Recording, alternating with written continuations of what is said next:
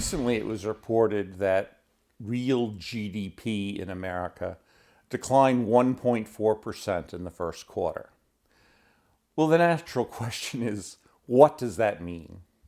It basically comes down to less goods and services, less economic activity happened in the first quarter of this year compared to the fourth quarter of last year. It's not the end of the world. These sort of things happen. But when you look closely at the data, you begin to understand why it happened. And the main problem is inflation is running very, very hot. What they call the GDP deflator, which is the price of the entire market basket of everything that's produced, rose 8% in the first quarter compared to 7.1% in the fourth quarter of last year, and much, much lower rates, around 2% as recently as 2020.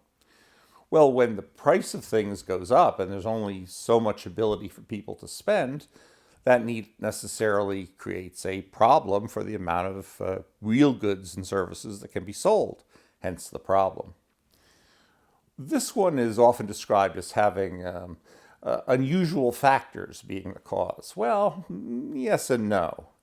One of the, quote, unusual factors really isn't unusual at all at a time of inflation, and that's a very, very tight labor market. Well, when you have a tight labor market, it means you can't produce things here. And if you can't produce things here, you've got to produce things abroad. And that means higher imports. So imports don't help our GDP, they help the other country's GDP. Import prices in the first quarter of this year rose at an annual rate of 13.9%. 13.9%, enormous. And that meant that the volume of imports went up by 270 billion. We really needed the goods, we had to pay a lot more for them, and that 270 billion really was a subtraction from our GDP. There were other problems, again, all inflation related. One was construction activity, both houses and offices and factories. The cost of building went up at an annual rate of 17.7%. Unbelievable. So pressure on home prices is going to continue to rise. Home prices are then going to be compounded by rising mortgage rates, which are now basically charging 5% or more, compared to 3% very recently. This is going to result in a plunge in housing affordability, and it's going to mean, again, another drag on the economy going forward. Will all this add up to a recession? We'll have to see.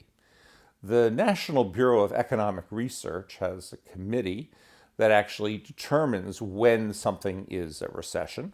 It usually takes about 6 or 8 months after the numbers come in for them to reach that decision.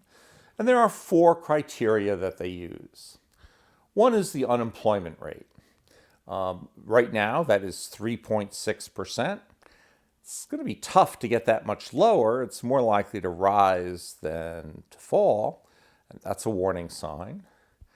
Industrial production in the first quarter was up. That's a positive, no recession.